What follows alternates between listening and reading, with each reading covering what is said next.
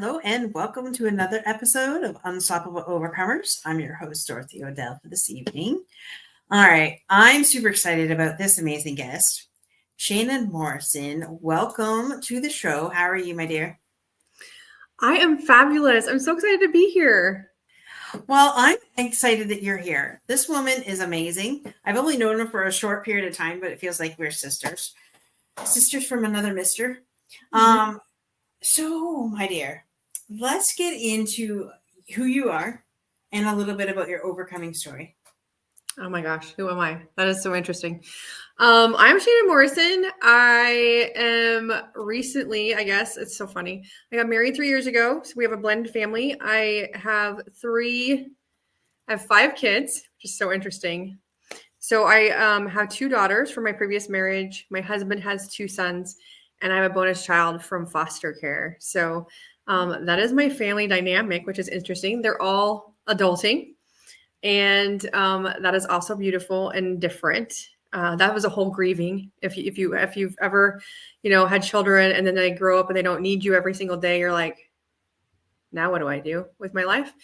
I live in central Nebraska. So the Sandhills are my jam. And that's just really, I love helping people. My goal in life is to end the domestic violence DNA chain, really breaking cycles of domestic violence. And everything that I do in my umbrella of my resilient wellness is that, like, to break that chain of trauma that really just goes through family to family to family as our families grow. So that is me. That is you. Love it, love it, love it. So you talked about domestic violence. So I'm asserting that you have had a not so great relationship. You want to share a little bit about that? Sure. Yeah. So I was married before to a narcissist alcoholic, and he was my high school sweetheart. So I met him when I was 16 years old. I got married when I was 22, and we have 2 amazing humans from that marriage. And I got divorced after 10 years. So I was married for a decade, but I knew him, obviously, a majority of my life. And so that was just a pivotal moment of just doing what I thought I was supposed to do, or the pattern that I was supposed to do. We've been dating forever. We've been together since I was 16. Like, he's my human. And I didn't know any different, because chaos has kind of been my journey. Like, I grew up in chaos. I grew up in just not communicative environment. And so it was just, I just didn't know there was a different way. Right. And until it was just so interesting that until a pivotal thing, until I don't even know. I'm sure God came down and was like, okay, maybe there's enough is enough, Shannon. Like, maybe you can move on from this and not live in this hell forever. But it was really like Groundhog Day. He was more emotionally abusive than physically, but still physically abusive. It just kept proceeding. Like, I should have known, right? You think about it now, like, I should have known the signs. Got a huge fight the day before I got married, and I got called every name in the book, and it was like this huge blowout. And I was like, what am I doing? Right. But I felt so bad for all of the humans that were already here. Mm-hmm. Given us gifts that were already here. I was like, I can't let anybody down. So I just have to go through with this. And I will never forget that moment of like, what the hell am I doing? But like, I will make everybody so mad at me. Wow. Okay. So that is, I've had that moment too, where I'm just like, ooh, But I was 22. But yet, okay, so when did you talk to your parents afterwards and say, hey, if I would have not gone through it, would my mom's like, it'd have been fine. We would have ate the food and had a hell of a party because they didn't like him. Oh my gosh. See, this is the stuff. Women in particular, like, we have these thoughts, these feelings, we have the red flag waving in front of us, and we're like, but we're so concerned about what everybody else thinks, and oh my gosh, 10 years of hell. But you got 2 beautiful daughters. 2 amazing kids. Yeah. And so, like, today, we have talked about that too. It's like you go through a journey of learning. Like, I didn't know all the things. If I'd have known what I know now, 10 years ago, 20 years ago, it'd have been a little bit different. but that I still work on caring what other people think. Literally, the fear of judgment and rejection is like huge. And I work on that with energy. I love energy healing. I do energy healing called GEM. And so I work on that a lot. And so scarcity, fear of judgment, and that just, it's just gets in my way and I don't like it. But there's so many levels to domestic violence that I think that women just don't understand. There is financial freedom or not freedom. I had that. Like, I didn't have my money. I worked, but I didn't have any money. And then there is social isolation. We lived 20 miles out of town. I couldn't come to town except like one time a week to go grocery shopping, and I had to be home at a certain time. And then there was, and I didn't have a job then because it was like, well, you don't need a job. We're not going to have enough money for daycare, blah, blah, blah.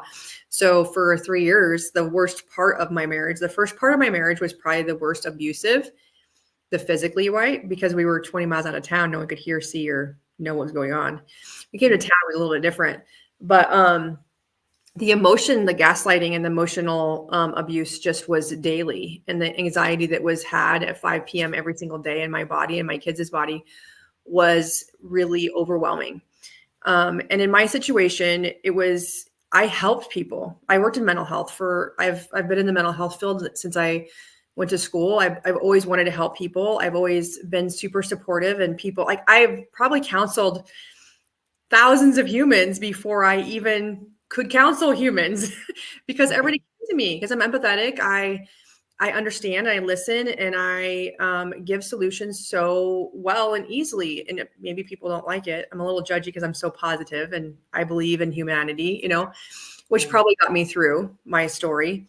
But I worked in this field in mental health and addiction clinic, and I was a crisis manager. So it was my job to, in times of crisis, whether it was like drug overdose or suicidal ideation or a mental health breakdown, it was my job. I was the person that they called. I was the person that held LB 1184 meetings with schools and law enforcement and domestic violence coalitions. Like, I was the lead of this council, and I was living in this nightmare this entire time. Right. And so it was so interesting a perspective for me, a slap in the face of, I was helping a girl that was a lot younger than I was get out of her house because while her boyfriend was gone, and he'd absolutely beaten the holy hell out of her. And like I said, everybody's experience is different. And I was like, you deserve more. You deserve better than this.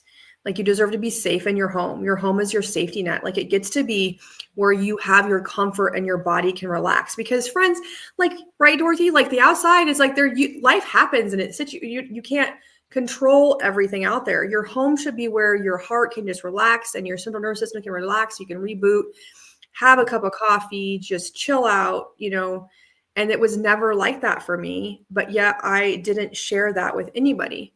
And I'm looking at this lady and this girl, and she's like 22 years old and just a mess. And I was like, in crisis response, you just take care of the situation, right? So I called all the coalitions. I got her an apartment. We got her out. I got her stuff out of the apartment. We got her to safety. We put her in a safe house, all these things. And I was like, this is so interesting. I know what to do. Like, I go in to swoop down and help all these humans every single day I go to work. I was on call. I mean, I did it 24 hours a day, 7 days a week. I was the human. And I was like, Shannon, what are you doing? And so that was so interesting. So then I just started planning and preparing like I would do for my other person. Start setting back money. Get an extra key to your car made, put it underneath your mattress, have a go bag in your trunk, like all these things, Mm-hmm. And it was so interesting, but like literally I asked for divorce when I was pregnant with my second child, the first time, because I was pregnant with my second child, and we got in this huge hellacious fight, and he was throwing things, and I was pushing me out. This is what used to happen. He would send me outside, like push me out of the house. Like I was not good enough to be in the house. This happened a lot. And he couldn't really do that here in town because people would see. But anyway, he would like make me go outside and he would lock the doors. Wow. And so I wouldn't leave because I had a child in the house. My 18-month-old child was in the house and I was pregnant. And he like choked me, lifted me up in my door, and then he threw me out of the house. And he threw me off the back porch in the garage. And I fell, obviously, threw me off the back porch. He was a big man. And I was like, oh my gosh. And so I just sat, obviously I cried. I stayed in the garage. I'm so glad we had a garage at that time because later we didn't. And I just waited for him to let me back in the house. And I felt so embarrassed, so judged, so like, what, like, who am I? Like, I'm just this thing. It was so interesting. And I just like picturing, I haven't talked about this for so long. And I'm just like picturing this like it was yesterday. He finally let me in the house. And the next day after he went to work, I packed up our kids and I went to my mom's house and I stayed away for like 2 weeks. And I filed for divorce. And in Nebraska, there is a no contest law. Like you can't like be like, well, this is why or whatever. It is just what it is. You want divorced? Okay. Like it is what it is. And I went back and I stayed married for 7 more years. And so, all the things I'm going to change. It'll be better. We'll get support. I won't do this, blah, blah, blah. Because the white picket fence of his narcissistic world would shift if it wasn't this perfect family, wife and 2 kids situation. And so I worked my ass off to get to town. Like I just really worked so that I wasn't so far out of town and I wasn't so far out away from people. And I was able to go back to work and that kind of thing. So I wasn't isolated. So I just really started doing the work to get around humans more because I didn't have any connections at all. No one knew. No one knew the diversity or the situation. My mother knew more. Of course, friends. My mother also went through hell herself in her first marriage. And so she probably felt and knew the signs of different things. And so, 7 years later, I hit a moment of, there were just so many things that have happened that I was just literally treated worse than your pet in public. And it was publicized and he didn't it wasn't no longer behind the door of our house. It was like I was a piece of shit everywhere. Mm-hmm. And that's the way I felt all the time. I stood back. I walked way behind him and my kids. I didn't feel like I was invited or connected to anything. I was just, I don't even know, a pair of socks. I don't even know I was worthless. But it's also what he told me every single day. All the words and the damning and the you're stupid and you're just a whore and all of these things all day long adds up over time. And it was more than a decade of my life that I was experiencing this human every single day begrate me. So I felt like I was broken. I felt like I was unworthy of love. I was not lovable. I was this damaged goods and no one else was going to love me. And I didn't love myself because I was like, what am I, didn't love myself. Right. And then we experienced different things. He left. Like one core thing that I value is you follow through with your commitments. Like, if you take somebody because it's happened to me, if you take somebody to a party or you take somebody somewhere, you take them home. You don't leave them anywhere. Like that's just one thing that it's just happened. Or like you make a plan, you don't be like, oh no, something better came up, so I'm going to go with them. Like it's just this huge, I don't even know. But it is that abandonment, right? So I was abandoned. We went to Sturgis bike rally and in 2009, and he got really intoxicated and we got in this fight and I wanted to find our friends and he wanted to go back to the camper and he left me in Sturgis. Well, when you go to Sturgis, you ride a motorcycle. And so I had no vehicle. I had no driver's license. I had no money and he left me in this town. And so I got the opportunity to find my friends. And I, for the first time ever, was like, somebody gets to help me. I get to ask for support. I get to ask for help. And everybody was like, he left you here? And I was like, yeah, Like, this is not abnormal, right? But it was like their reaction of like, they're just absolute, like, what the fuck? Sorry. Like, they were just like, what do you mean?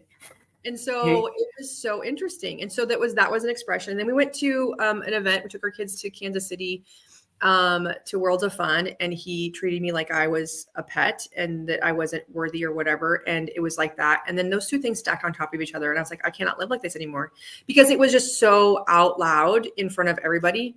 Right. And we were with his sister, and his sister was like not even understanding what was going on. Right. And it affected my kids significantly. And so one day I came home from work, and he always at 5 o'clock, he came home, told us what we needed to do, went to the garage and started drinking Crown and Coke and watching TV in the garage and smoking cigarettes. That's what he did every single day until he was done drinking, and then he would go to bed.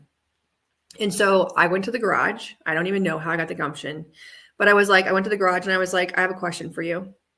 And he was like, what? And I said, I'm just curious, do you want our eldest child, I named her, to marry somebody like you, to have a marriage like this? And he said, no. Wow. I was like, okay, I'm not going to do this, because I am showing her, my child, both of my children, that this is a positive relationship. This is what a relationship looks like. This is what a healthy marriage is. And it's not. Like, I don't like the human I am. I don't like being around you. You obviously do not like me. And he's like, we're Catholic. You're never going to divorce me. And I was like, I'm pretty sure God doesn't want me to live like this forever. Yeah. God didn't put me here to survive and endure you forever. God put me here to create, to be, and to be passionate, and to be this woman, this authentic woman, this soul human in the world, that he built me in perfection, right? And right now I'm feeling very broken.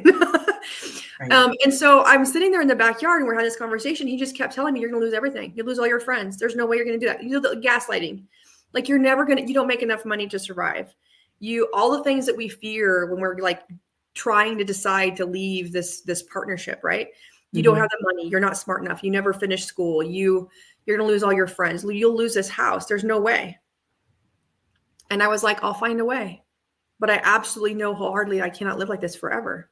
And he's like, you'll never do it, because following through for me was a thing, a pattern, because something would always sabotage you. Like, I have these big audacious idea, and this is coming through so clearly. And then something will always stand in your way. And then I gave up and I didn't follow through. Right. I filed for divorce, and something stood in my way. Like, how am I going to live with my mom forever? We didn't have a great relationship then. We have worked so much on our relationship since then. But like, I'm like, no, I'm not going to be 30, I'm not going to be having 2 kids and live with my mom. Not that that's bad, but I was like, what is going to be different in my life if I'm not living independently in my own terms, in my own place, in my own home? I do not have the power yet to do that. And so I just sat back and figured it out. And it just seemed to take me a long time, because I didn't ask for help. No one knew. My friends had no clue until he moved out, and everybody was like, what the heck happened? And I was like, well, blah, blah, blah. And they were like, what? Like, how did we not know? Because we faked it. We acted like it was perfect. We did all the things we were supposed to do. We went to church. We were on the golf team. We did all the things you do here. Our kids played sports. He coached all the games. It was just like what we were supposed to do. So for face value, nothing was wrong in this household. Behind this door, nothing was wrong in this household. But it was broken. It was sad. It was very damaging. It was damning. And I just saw the effect on my kids. And I think that more so that's what I chose, was my kids, because they were getting old enough to protect me. They're getting old enough to be like, that wasn't very, that's mean. Don't be mean to mommy. They had the feeling of the anxiousness, just like I did when the door opened at 5 o'clock. And so, it was just saddening to me. And that's why I shifted from that first situation. I can't imagine, like, you're working with domestic violence women, people, victims of domestic violence, and yet you're going through it yourself. What was going through your mind as you're helping another woman? Like you said, like that had to have been something going through. What was going through your mind when you're like, okay, I see the signs, I see this, I know I need to get out. I help women on the daily to get out of their relationships. Like, what was going through your head? Like, I didn't actually see it until I was really slapped in the face that one day with that 22-year-old. And it was like, I've been here. I have been thrown out of my house. I have been in this position. I have looked like you. I hid it. And it was like, what am I doing? Like, it was just this crazy. And it's not the first lesson I learned. I got a slap in the face in the next lesson as well. And so I'm like, okay, I'm obviously very stubborn. Bullhead. I don't even know. I'm we like not to listening. see the best in people, I think, is what it is. Yes, Because it's funny because I see a lot of similarities in the relationship that I was in. Like they make you think that you can't get anything better and that it's all your fault. You know, if you just would have done this, then I would not have had that reaction. Oh my gosh. If you would just be different, this would never have happened. Basically, if you just would not be yourself, then we would get along fine. Absolutely. Because I'm a completely different human. Right. I resonate with that so much, but I really feel like it is also the narcissistic human that preys on a human that is been through something already and is codependent and is weak-willed, maybe, that doesn't know, maybe naive on the whole standing up for themselves, that kind of thing. They can prey on them and take advantage of that so much that the person just keeps living that cycle. And that codependence human like me that was just striving for connection, that was just really trying to be loved, trying to search for validation outward from myself, it was so easy for him. Right. The next like I did get divorced, and 2 years later I engaged in a relationship with another human that was a friend of ours. And I never saw the situation before. But it was like a situation of starting was like, he needed help and I was helping him. And that was what started it. Right. I'm always like here to help, like, oh my gosh, poor you. I'll take care of you. And I think he put like I think I told you this, like $17,000 worth of credit card debt on my card. And, which is why I stayed in the relationship, just trying to get the money back. And he was extremely abusive, very, very, very volatile. Like with my ex-husband, I could kind of tell like, okay, you're drunk. This is like testing you. I could kind of feel and sense I was I'm emotionally connected to humans. I can feel a room. Right. But with my second relationship, he would just flip in a second. So his mental health was just so unwavering. There was just no knowledge of what was going to happen. He was also hypersexual. He cheated on me so much and I did not realize. And there was just so many things to that human. But like literally we would be like so many instances we'd be out in public. We went to a dance in the community center and he literally was choking me on my own car and everybody was just driving by. Wow. And I was just like, how in the world is this even happening? Because we don't live in a city. I live in a town of 1,200 people, friends. Like, and it was just happening and they didn't understand. So I like got away from him. He broke my camera. I'm in charge of like the celebration or whatever. And I was walking home and people were just driving by from me. I was walking home in the dark and I was like, how am I like, and then it just like kept beating down the worthless. You are worthless. You are nobody. No one's, you can't even be seen. No one sees you. You're unimportant. Right. Wow. And so, but it wasn't until, and I still stay with him, just so everybody knows, until my child wrote, my children are very smart and they're obviously children know more than you think. Like, I'll just suffer through this marriage until my kids graduate.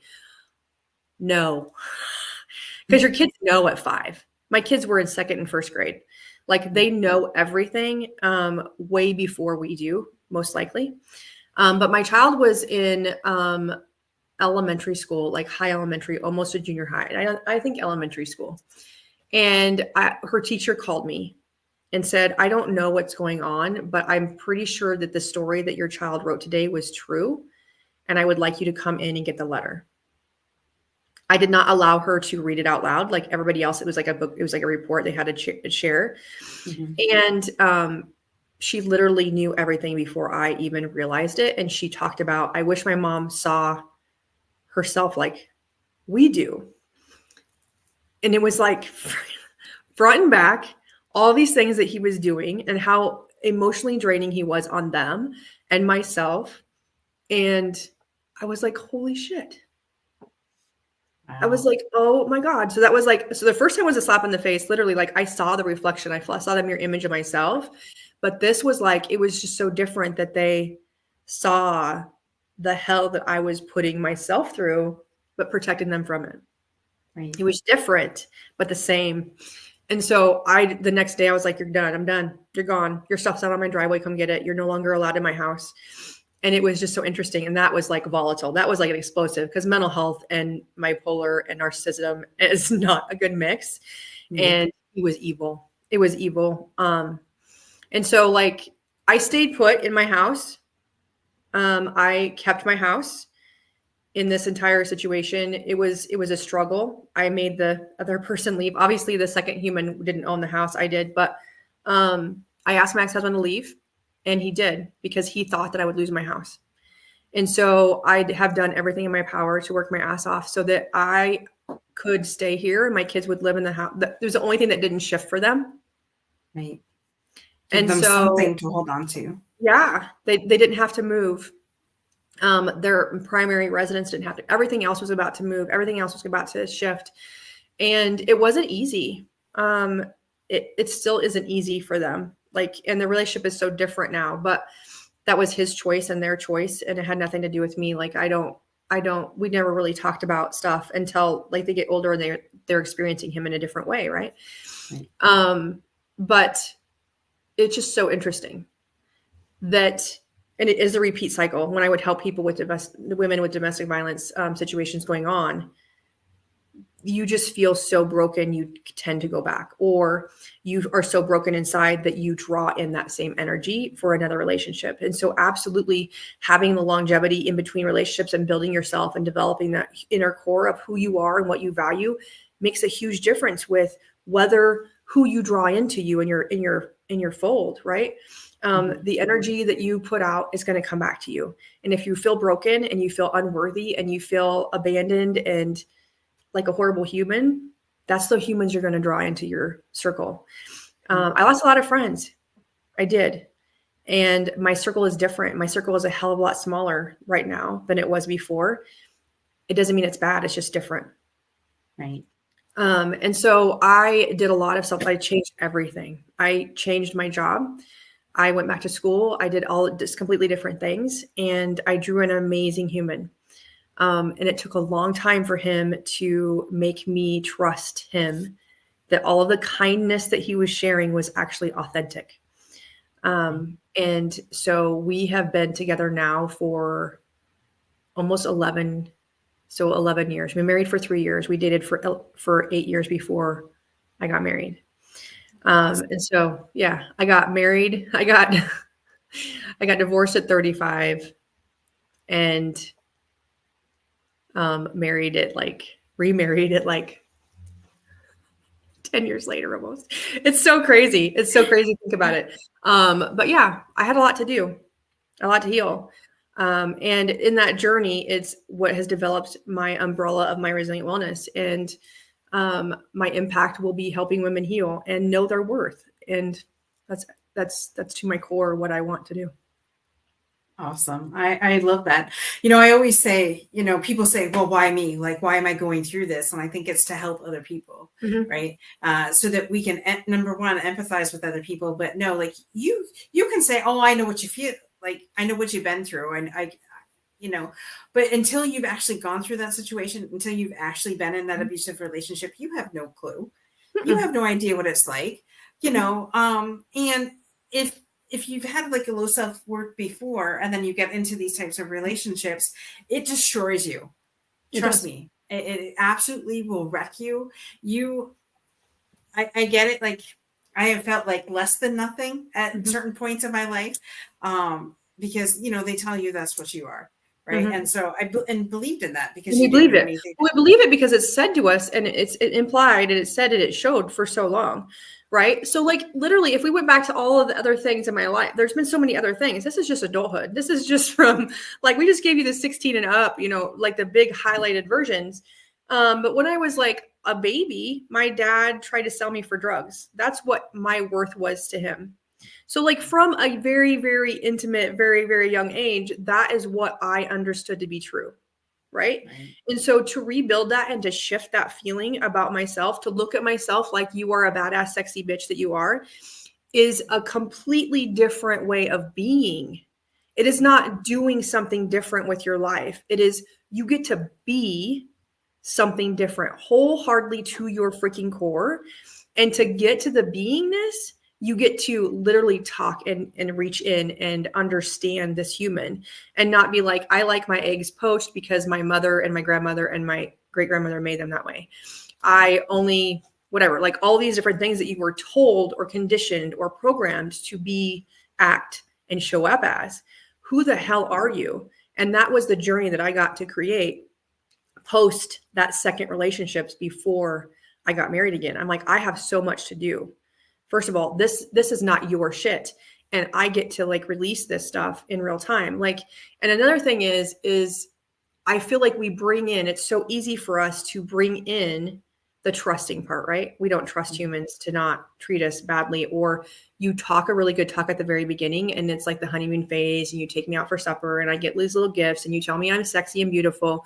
But then after that's over, and I was constantly waiting for that. Stage. Yeah. I was constantly waiting for that to show up for me. And I was like, it just wasn't. I was like, how can you be this nice forever? Like, I don't understand.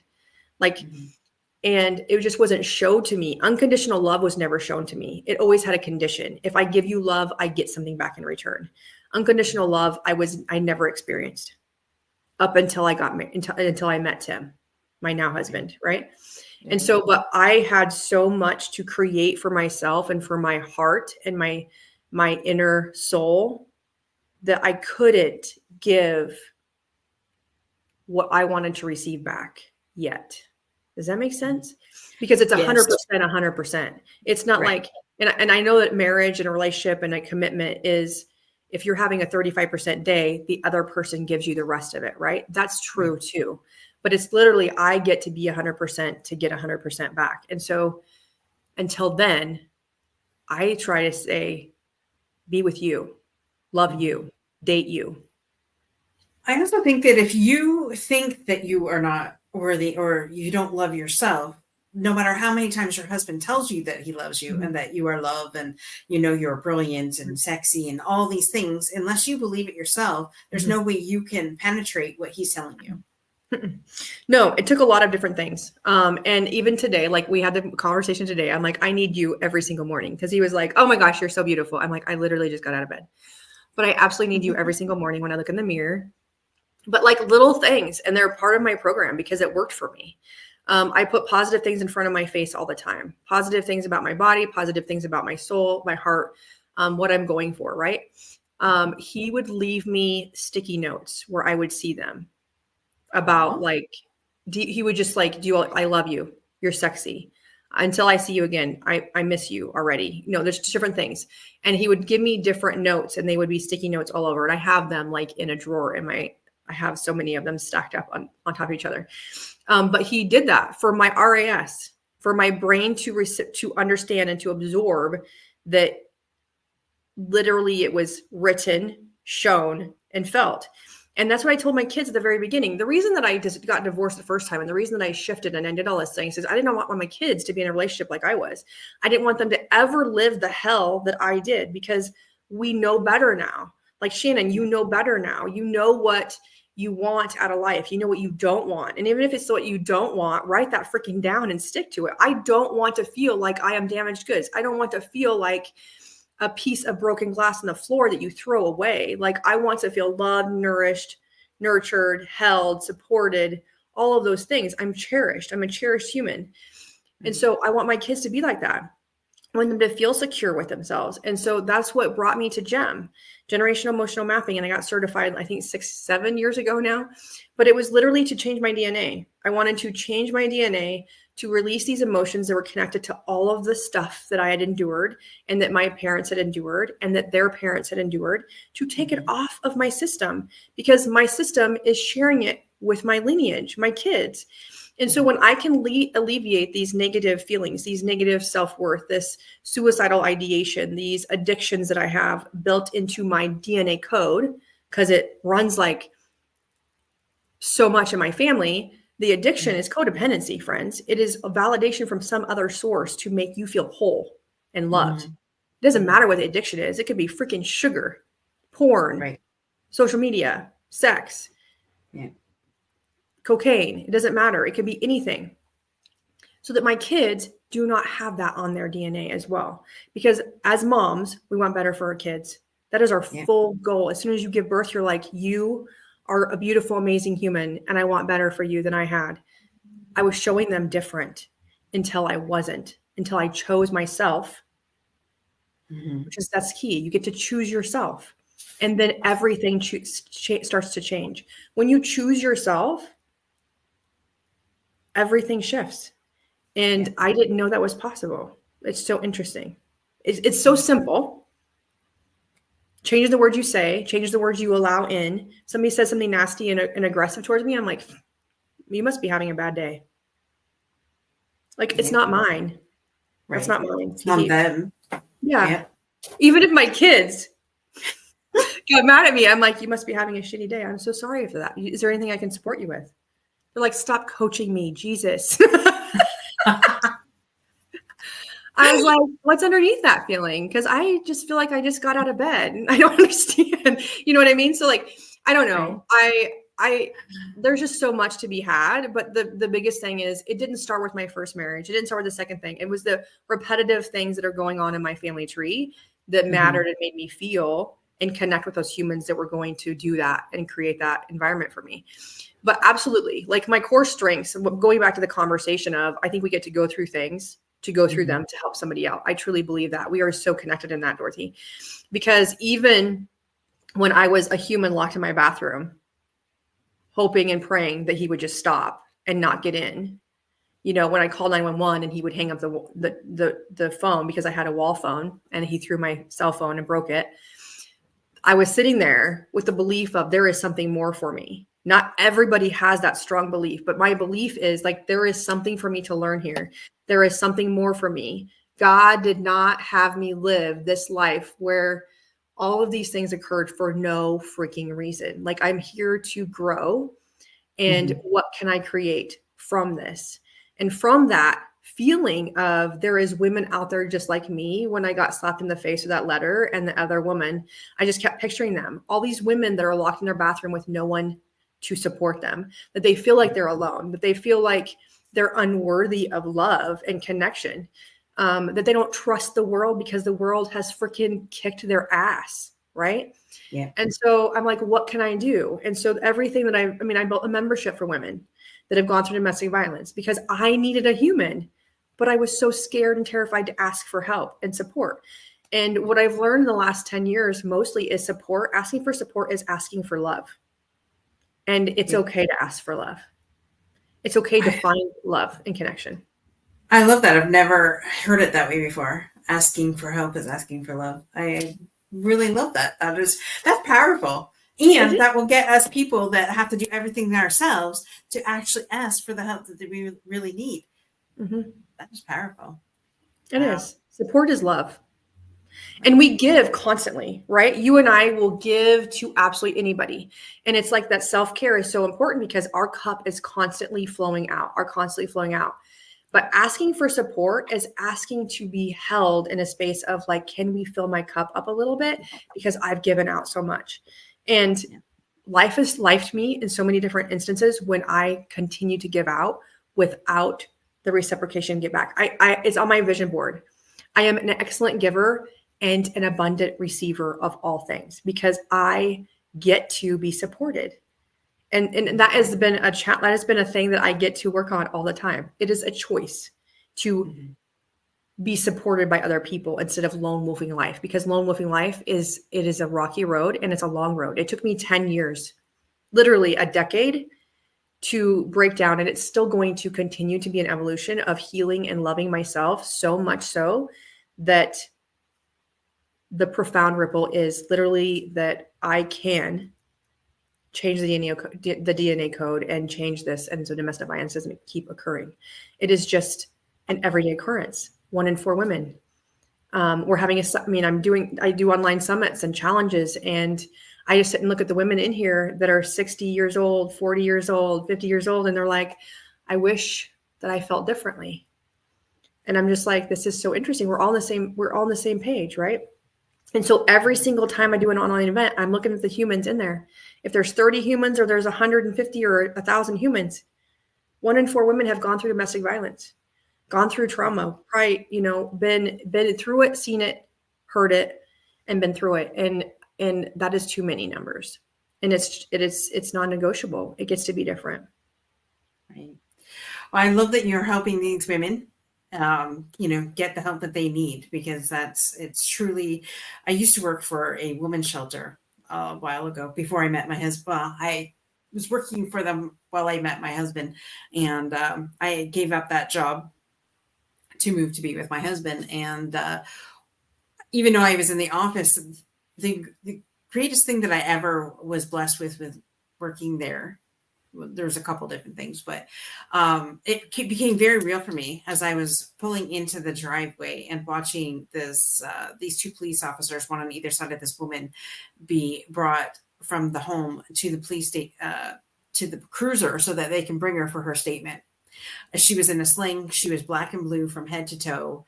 And when I saw her, I was just like, oh my gosh, like this is real. This is absolutely real. And I don't know how many stories I heard, like women being driven off the road by their spouse because they were going to kill them that day, no matter what. Like they were not giving up. It was because they had left, they had seek shelter, but in that, like we couldn't even some of them weren't even allowed to be outside, because if somebody had looked over the fence, then somebody saw them. And I was just like, how crappy would that be, to be in that situation? But I'm glad that you're helping these women out, because it's much needed. At my first summit that I held, I had a woman that you look at all the people and you have to sign up for a reason. And she had brought it up that, she had put a restraining order on a human, and she was fearful that this person had changed their email address and got in there. And then we followed through with it. Like, I don't ever, it's a conversation that I have all the time. Privacy is a huge deal. You can absolutely change your name. We do not have to put anything out here on social media and be online. But we do the protection is a huge deal. I used to put people in safe houses, and you cannot come out. You cannot talk to anybody. You cannot tell them where you are or give them the address, because this is safety for you and everybody else that comes in this house. Like, no one can know where you are, which is also really hard. We live in a very connected socially, your phone is everywhere. Your location is on everywhere. So it is a challenge. It just adds to the layers of being safe and secure. And I just want to reiterate too, that there is so many different ways that domestic violence is still domestic violence. It doesn't necessarily have to be, you see it on the outside. There are so many levels that are emotionally damaging to humans. And it's not just women, friends. I know we've talked about women here because that was my experience. But I've talked to a lot of males that have been through it as well, and that have had to put restraining orders on their wives and their girlfriends. And so it does go both ways. Yeah. But there's so many different, like I talked about, just the gaslighting, financial, social, there's so many different levels of isolation and ways of control. And that's really what it is. And when there is a move out, or like I decided to file for divorce, there's always that lack of control that heightens all emotions for everybody. And the controller doesn't handle it well, because they're no longer in control, and that's scary and uncomfortable. And so that's the time that it's a little bit more stressful. What would you say to person, male or female, that is in that abusive relationship, that they're just like, they're tired. They've been beat down so many times. And it feels like they're in their own episode of Rocky where, they just keep getting back up, but they're tired of fighting it. Like they're really tired and they're just want it to end. What would you say to those person? Oh my goodness. That is a great question. I've met so many different people in all ages and financial situations that it's not always, and I've also said the security and safety of money was another reason I stayed.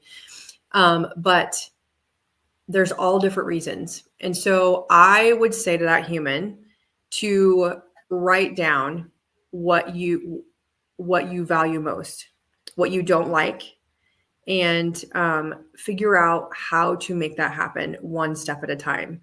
Like literally changing the words that you allow inside your head, because that's most of it is a lot of emotional stuff, right? Don't believe everything you see and don't believe everything you hear. Literally like lean into your heart. This is what I used to tell my kids. If somebody tells you they love you, it's amazing, but you get to feel it. If you don't feel it, it's not true. Right. And so if the person on the outside is saying all of these amazing things, but the way you feel when you're around them is the polar opposite, then there is a shift here that needs to be had.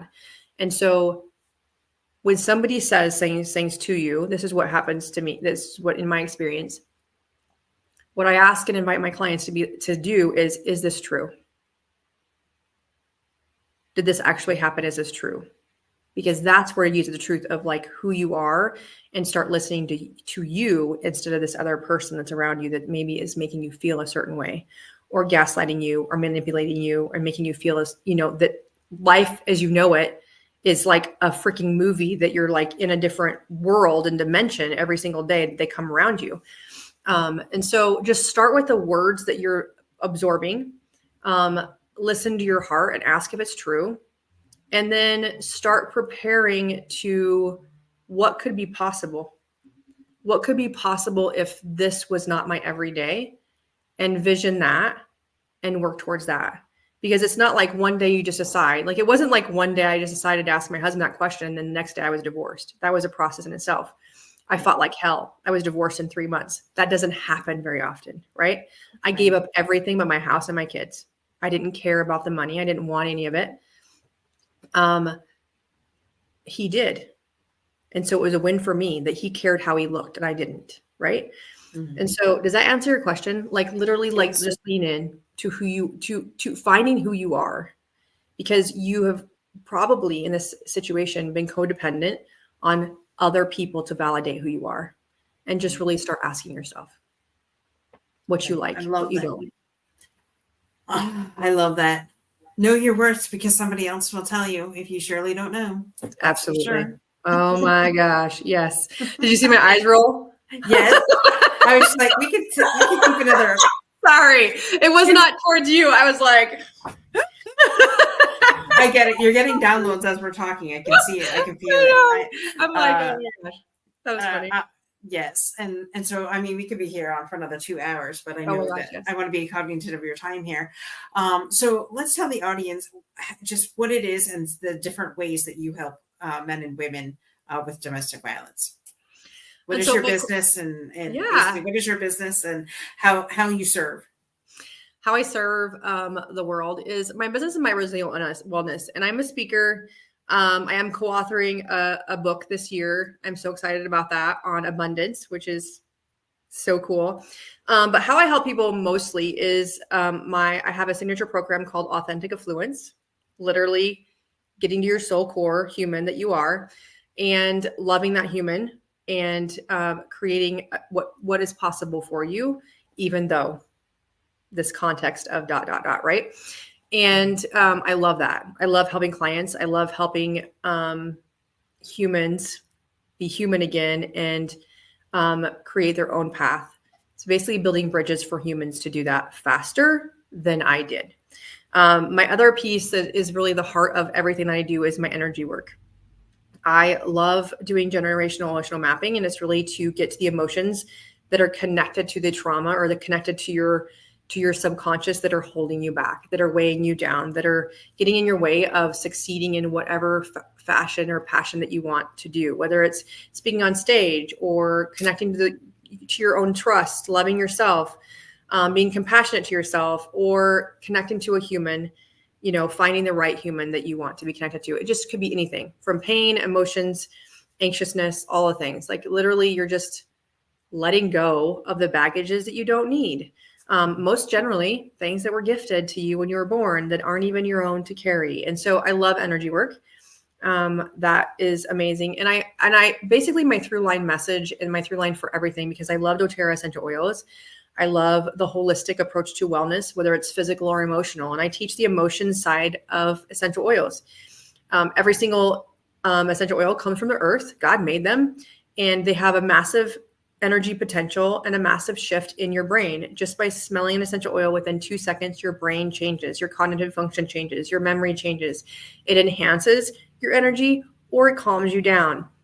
And so, as I said before in the conversation, addiction runs in my family. And so I really wanted, and I worked with it with mental health. We prescribed, and I was handing out medication all the time, right? And I really wanted my through line message is a holistic approach to your mental health, so that you have control of your central nervous system. So if you're having a shitty day, because we're not 100% every single day, if you're having a day where you're like, I cannot get my brain together, my ADHD, my cognitive function, my brain fog, I just feel kind of down today. You can switch that with different self-care tactics, essential oils, just all the different ways of doing it naturally, where you can literally shift your energy and the way you're showing up for your family, yourself, and your kids in seconds. And I love that. And so that is my through line. So many things have happened to people that have gone through trauma, that they resort to other vices, and a vice as humans as well. Mm-hmm. So my vice was validation for somebody else as well as other things. I have, alcohol and time and that kind of thing. Codependency is to my core. And so finding a resource that's natural to help you is part of my business as well. So yes, all the things, a way of healing naturally, I am up for. I love that. And you said you do summits as well. Mm-hmm. Yes, I do. On top of that. Yeah. So I do online challenges. I have a challenge that runs that's called You're Not Crazy. And so look for that. It's relationships, loving yourself. And I really, really help people build relationships with themselves so that they can also trust and love other humans in the world and trust their environment again. And so everything that I do put on online summits with amazing experts from all genres, healing, natural wellness, relationships, brain, all the things that really make our bodies work and how to function better, building bridges and a pathway forward to healing and loving yourself. And that is what I do in my online ventures with my challenges, my masterclasses, as well as the summits that I host. Wow. Well, there you go, folks. Where's the best place that they can get a hold of you, Shannon?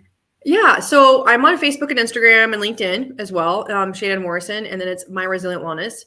My website is kind of going through, that is like my link tree at the bottom. So if you want to just do that, you can see all the different things that I do, but my website is rw.com. So it's just literally the last part of that. And just, okay. You can go on there and search around and see what we're doing and what we're about, and book a discovery call, take an emotional health quiz and see what is coming up for you. And then we have a call after that. So yeah, that'd be great. I love that. All right. So usually around this time of the episode, we have our roving reporter, Kimberly, come on. However, she is sick. Doesn't have a voice at the moment. So I know, right? So this is the fundamental section, capital FUN-mentals. And so Shannon, what would your 3 fundamentals be? So, oh my gosh, like what I want. So fundamentals, like what I want to tell me what this is actually. So fundamentals is, if you were to leave planet Earth tomorrow, This is how I say it. Kimberly says it differently. But if you were to leave planet Earth tomorrow, what would you want people to remember you by? The 3 things you lived your life by. I would love them to know or remember the heart to help, my heart to help. I've always been, I love to talk. Okay. So Shannon will talk and talk and talk and talk your ear off. I love just conversating and connect with the humans. I'm a relationship builder. And so the connections that I made, like all the humans all over the world, like you, Miss Dorothy. And third,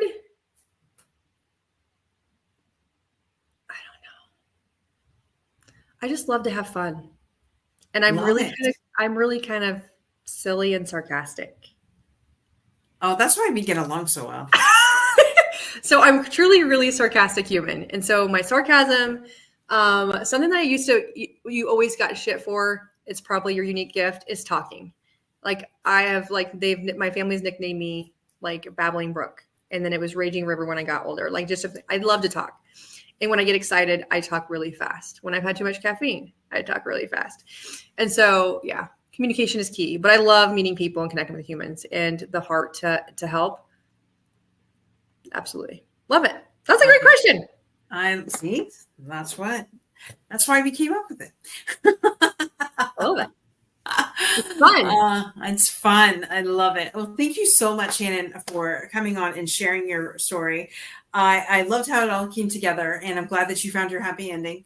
And part of that happy ending is finding yourself first and realizing your worth, because that's the most important thing. So your husband can tell you all day long just how gorgeous and beautiful you are, but now that you know that you are, that is the best part out of all of it, in my opinion. It is. It truly is. Absolutely.